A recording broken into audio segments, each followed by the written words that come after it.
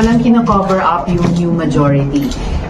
In fact, in fairness, at sana naman kayang ibigay ito ni Senator Alan, nagsimula yung investigasyon ng Blue Ribbon Committee tungkol sa flood control scandal sa pamamagitan ng privileged speech ng isang miyembro ng new majority na naging chair ng Blue Ribbon noon, si Senator Ping. At si Senator Ping din ang nag-share ng marami sa mga pagdinig ng Blue Ribbon Committee noon tungkol sa flood control scandal. At nag-commit din si kasalukuyang Chair Erwin ng Blue Ribbon Committee na ipagpapatuloy iyon. So, I don't know what cover-up Senator Alan is talking about.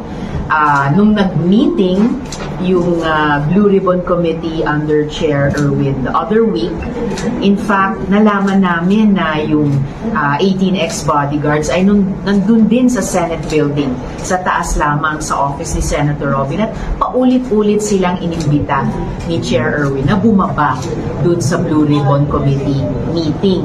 Pero hindi nila pinaunlakan. Well, sa pagpapatuloy ng mga pagdinig ng Blue Ribbon, sinabi din ni Chair Erwin na iimbitahin sila ulit.